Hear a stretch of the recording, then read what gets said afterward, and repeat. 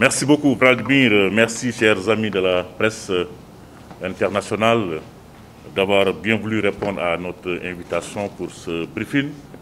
Ce 25 décembre, Noël, et à la veille des élections présidentielles. Et comme vous le savez, ce 25, c'est la date de clôture de la campagne électorale. Et donc, nous nous acheminons vers le 27, le jour du scrutin. Donc, je voudrais vous remercier d'avoir bien voulu répondre à notre appel en ce moment crucial de la vie démocratique de la République centrafricaine. Depuis plus d'un an, la mission des Nations Unies, la MINUSCA, et les partenaires internationaux se sont mobilisés pour accompagner le gouvernement centrafricain, les parties prenantes et l'autorité nationale des élections, l'ANE, dans la conduite de toutes les opérations électorales. Depuis la cartographie électorale jusqu'à ce jour où les cartes d'électeurs sont en train d'être distribuées, les Nations Unies sont restées présentes à côté de l'ANE et à côté du gouvernement centrafricain. Vous le savez, la MINUSCA a eu un mandat électoral de la part du Conseil de sécurité. Mandat électoral renouvelé par la résolution 2552 du 12 novembre 2020, qui consiste clairement à apporter notre soutien aux autorités nationales pour l'organisation des élections présidentielles et législatives, un soutien matériel, un soutien technique, un soutien opérationnel, un soutien logistique, parce que la logistique est extrêmement importante, et un soutien en matière de sécurisation du processus électoral. Et le Conseil de sécurité également nous a donné une autre tâche liée au mandat qui est tout aussi importante. C'est la mobilisation des ressources. C'est la coordination de toute l'assistance internationale électorale à la RCA. C'est également un élément du mandat. Et donc, cette tâche aussi, nous l'avons menée avec tous les partenaires, avec le soutien du quartier général à New York, à commencer par le secrétaire général lui-même qui s'est mobilisé pour que les partenaires puissent contribuer au financement des élections. Nous avons pu réunir les montants requis, globalement 21 millions de dollars, que nous avons pu mobiliser pour l'essentiel pour permettre la tenue des élections générales, c'est-à-dire présidentielles et législatives. Il reste, comme vous le savez, les élections locales en 2021, en novembre 2021. Il va falloir également, justement, exécuter également le mandat électoral qui va courir après ces élections. Et je me réjouis que l'autorité nationale des élections ait conclu hier, dans son communiqué, à la faisabilité technique et opérationnelle des élections, avec la finalisation en cours du déploiement et de la distribution du matériel électoral, y compris les cartes d'électeurs sur toute l'étendue du territoire centrafricain, malgré les importants défis sécuritaires auxquels nous faisons face, auxquels l'ANE et le gouvernement font face. Il y a eu des actions concertées entre les parties prenantes qui ne veulent pas des élections, et qui ont décidé de mener des opérations concertées, coordonnées, avec les groupes armés, sous l'impulsion de l'ancien président de la République centrafricaine, François Bozizé, qui, comme vous le savez, a quitté Bangui 3 jours avant la publication de la décision de la Cour constitutionnelle sur la liste des candidats. Donc, il y avait un objectif très clair. Quitter Bangui, aller directement à Kagabandoro rencontrer Al-Khatim, qui est le leader d'un groupe armé, parmi les groupes les plus importants, échanger avec certains leaders de groupes armés, pousser à la formation d'une coalition dite patriotique centrafricaine et engager, dès l'invalidation de sa candidature, une série d'actions militaires bien coordonnées pour déstabiliser le processus électoral, pour empêcher la tenue des élections, Et nous avons des éléments tout à fait probants.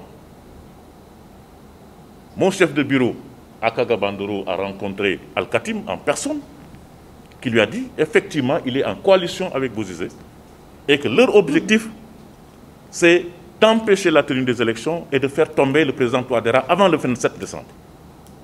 Il l'a dit, les yeux dans les yeux à mon représentant sur place, qui m'en a rendu compte. Donc c'est extrêmement clair et net.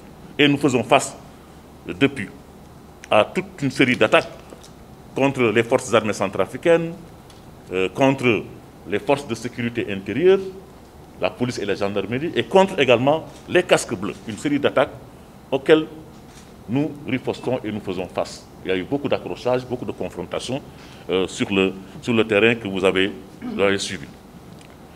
Nous avons donc pu franchir toutes les étapes du processus électoral,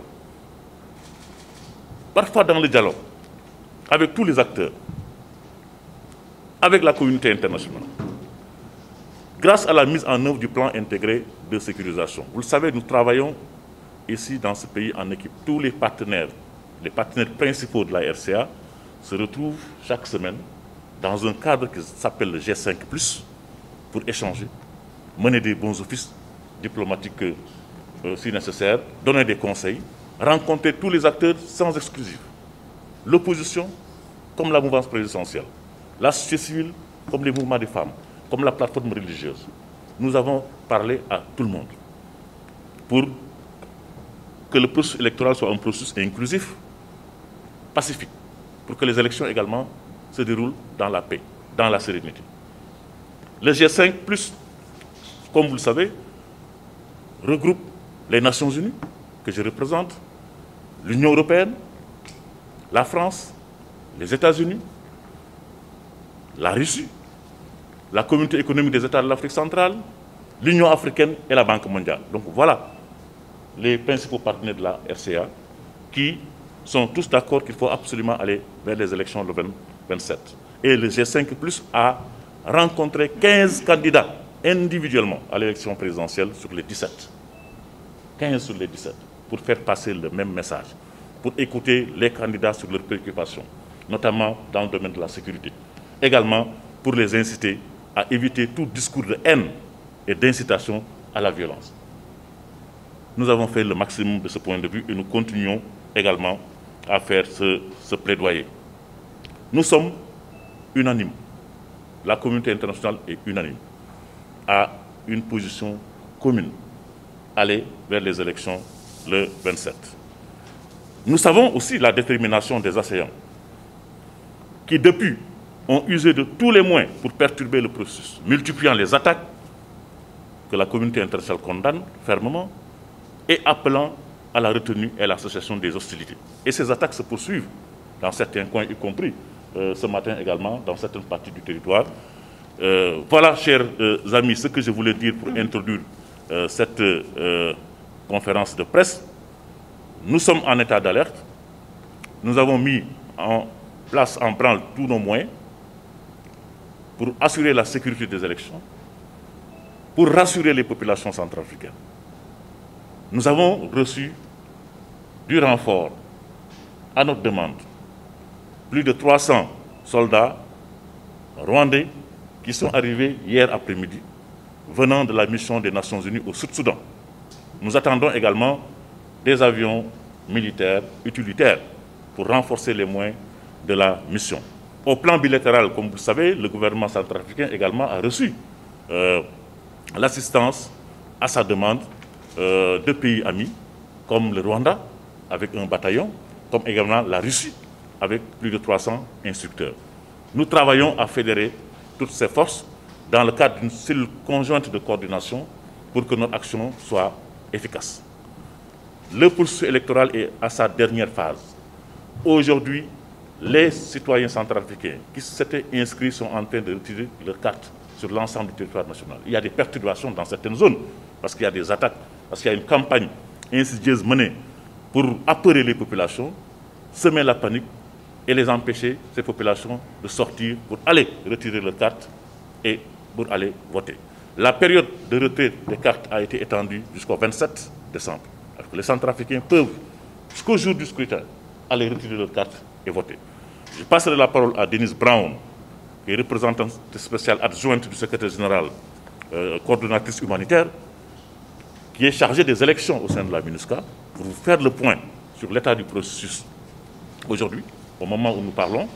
Et après Denise, je donnerai la parole également au général Traoré, qui est le force commandeur, le commandant de la force également, pour vous faire un point sur la situation sécuritaire et comment nous arrivons à faire face à toutes ces séries d'attaques dont l'objectif principal est d'empêcher la tenue des élections.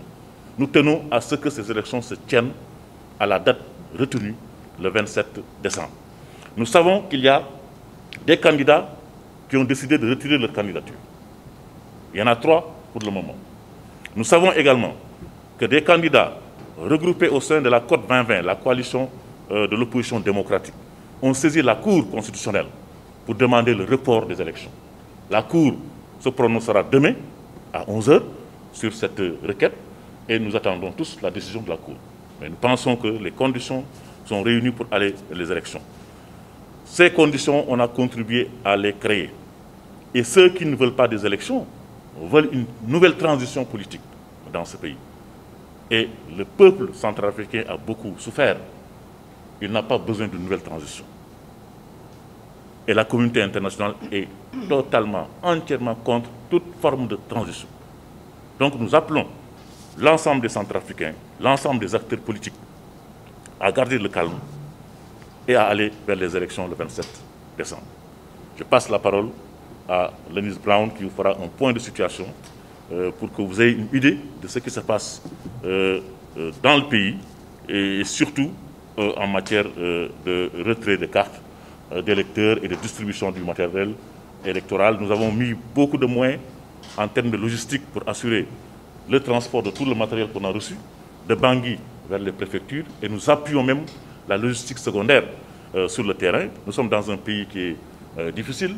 La Centrafrique, c'est un pays très vaste. La Centrafrique, c'est la France, la Belgique et la Suisse réunies en termes de superficie, avec moins de 5 millions d'habitants, où les infrastructures routières sont quasiment absentes, et avec la pluie, parfois certaines zones sont difficiles d'accès, voire impossibles d'y accéder, mais nous faisons le maximum pour que le matériel électoral et les cartes d'électeurs soient disponibles partout sur l'étendue du territoire centrafricain. Je vous remercie. Denise, tu as la parole. Merci beaucoup, Monsieur le représentant spécial. Donc, tout d'abord, la population centrafricaine a manifesté leur intention, leur engagement, leur détermination d'aller vers le vote le 27 décembre. 1 858 236 personnes se sont enrôlées malgré la situation de Covid dans le pays cet été. 46,6% des électeurs sont des femmes. En 2015, c'était 1 957 000 personnes. Donc vraiment une différence très minime. Notre analyse de la situation est que la liste des électeurs est une liste de qualité. Pour la première fois, l'ANE a utilisé un logiciel qui a permis d'identifier les doublons. Donc 17 000 doublons ont été identifiés. Et c'est une liste qui est électronique. C'est dans une base de données. Et donc chaque personne, chaque carte, il y a la photo de la personne avec des informations très précises. Donc notre analyse de la situation, c'est une liste de qualité. Et la population veut aller vers le vote. Actuellement, la situation de la distribution des cartes d'électeurs, à date de hier à minuit, la distribution des cartes a bel et bien commencé dans les 16 préfectures et Bangui. Donc, il n'y a pas une seule préfecture ou sous-préfecture où la distribution n'a pas commencé. Sur les 3523 centres où la distribution des cartes se passe, 87 ont démarré. 87%. Il n'y a que 451 centres qui n'ont pas encore démarré leur distribution à partir de ce matin, et ça dans 4 endroits. Dans tous les centres où les distributions se passent, nous constatons une mobilisation très forte de la population. Les gens viennent chercher leurs cartes. Dans tous les centres que j'ai visités à Bangui et tous les centres que nos collègues sur le terrain ont visités à travers tout le pays, on fait le même constat. Les gens viennent, ceux qui sont enrôlés, viennent chercher leurs cartes. Et ils vont venir voter le 27 décembre. L'acheminement de matériel, tout a été acheté à l'étranger, tout a été acheminé sur Bangui, avec les vols de la MINUSCA, donc 235 vols dédiés à la livraison, l'acheminement du matériel. Tout a été livré, sensible et non sensible, dans les chefs-lieux, dans les démembrements. Et aujourd'hui, ils sont en train de terminer l'acheminement entre les démembrements et les bureaux et centres de vote. 160 tonnes de matériel ont été acheminées par les voies aériennes de la MINUSCA et 80 tonnes par les voies routières. Donc, une année de préparation, une année d'appui, le dispositif électoral est en place. L'ANE, avec notre appui, est en train de finaliser les préparations, mais les préparations suivent leur cours. Merci. Merci beaucoup, Monsieur le SRAJ. Bonjour à la presse. Mes propos vont surtout s'articuler sur l'aspect opérationnel et sécuritaire de la situation que nous vivons présentement et aussi sur le processus électoral qui est en cours. Je voudrais tout d'abord parler de la sécurisation du processus électoral pour lequel il a été élaboré et validé un plan intégré de sécurisation des élections que l'on appelle PIS et qui voit la coordination de l'action d'un certain nombre d'acteurs sécuritaires, à savoir les forces des Nations Unies, forces militaires et forces de police, et aussi les acteurs nationaux des forces de défense et de sécurité pour la sécurisation du processus électoral. Ce plan est en marche depuis des mois déjà. Il a permis de mettre en place donc des structures centralisées au niveau de Bangui et des structures déconcentrées au niveau des préfectures. Et les structures centralisées au niveau de Bangui voient la participation donc de la hiérarchie de la force et toutes les composantes, militaires et de sécurité. Au niveau local, cette structure existe aussi sous la direction du préfet. Je voudrais préciser que le niveau central, c'est sous la direction de Madame la ministre de la Défense, qui a été nommée donc pour diriger cette structure. Et nous nous retrouvons régulièrement pour faire le bilan, non seulement par rapport aux aspects techniques dont la DSRRG, Madame Denise Brown, vient de parler, mais aussi des aspects sécuritaires, et cela associe les préfets et nos commandants de secteur. À ce niveau, je n'irai pas plus loin. Le bilan vient d'être communiqué par la DSRRJ. Nous en sommes à 87%, du déploiement et de la distribution des moyens. Mais dans le cadre de ce plan intégré, il y avait aussi le déploiement de forces sur le terrain pour justement assurer la mise en œuvre de ce plan. Ce déploiement a suivi son cours. Certes, nous avons rencontré quelques difficultés dans le cadre du déploiement, mais c'est technique. Et toute œuvre, bien sûr, il y a toujours des difficultés, mais c'est la volonté de les surmonter qui est la plus importante. Et pour la plupart de ces difficultés, nous avons su les surmonter. C'est donc dans ce contexte que depuis une semaine, depuis le 18 décembre, vu la détermination de tous les acteurs, des uns et des autres, que nous avons malheureusement assisté à une action venant des éléments que j'appellerais ici la coalition et qui se dénomme elle-même CPC et qui est essentiellement constituée de par les assaillants. Déjà, aux premières heures de la journée du 18, face à cette situation, nous avons déployé nos forces maintenant orientées par rapport à cette menace, bien sûr tout en assurant la sécurisation du déploiement du matériel technique électoral et leur protection. Nous avons donc redéployé des renforts, particulièrement la menace venait du côté de Bossam-Télé et Bossam-Bélé et Yaloké, au milieu de ces deux cités. Et grâce à cette action et l'action combinée des autres acteurs qui ont le même objectif que nous, j'ai nommé les forces de défense et de sécurité, nous avons pu contenir, arrêter et repousser cette menace. Et c'est à partir de là donc qu'on a constaté que les assaillants ayant vu que leur dessein avait été mis en échec, ont donc commencé à faire du travail de harcèlement sur les différents endroits du territoire. Mais nous avons toujours su répondre à ces différentes attaques.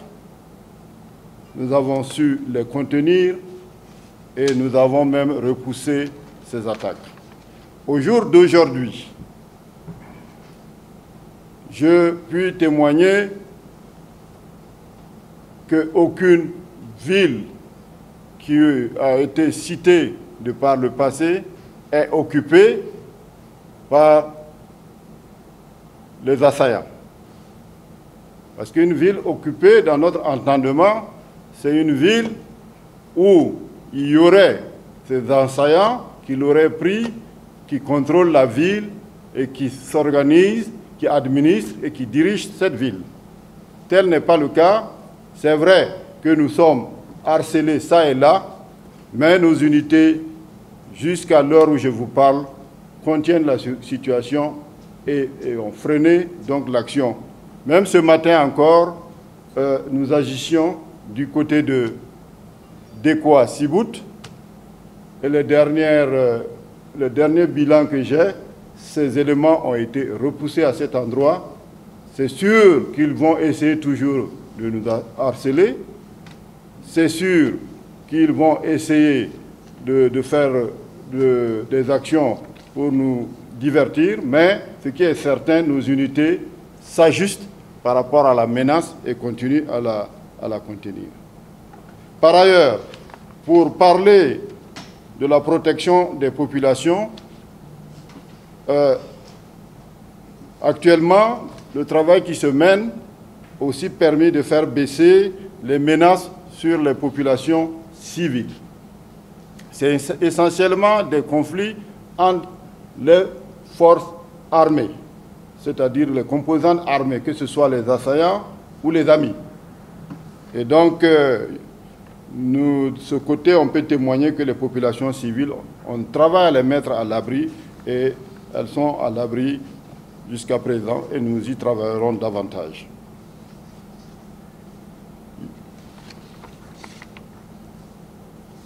Par ailleurs, j'avais voulu parler un peu des renforts, mais je pense que le représentant spécial a déjà abordé cet aspect des choses. Je n'y reviendrai pas. La présence des renforts, c'est pour continuer, bien continuer le travail que nous avons déjà commencé, parce qu'il faut être proactif et anticipatif dans ce genre d'action. Et donc c'est dans ce sens que nous travaillons. Et les renforts sont déjà là, sont en train d'être injectés dans le dispositif, et cela va certainement nous aider davantage à mieux faire face à la situation et à repousser les assaillants. Pour terminer, je voudrais dire que grâce à nos actions conjuguées, les moyens permettant d'assurer la tenue des élections ont été distribués.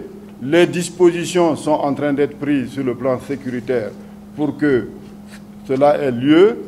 Et donc, nous restons optimistes par rapport au développement de la situation. Je vais m'arrêter là. Et s'il y a des questions, bien sûr, nous nous tiendrons à votre disposition. Je vous remercie.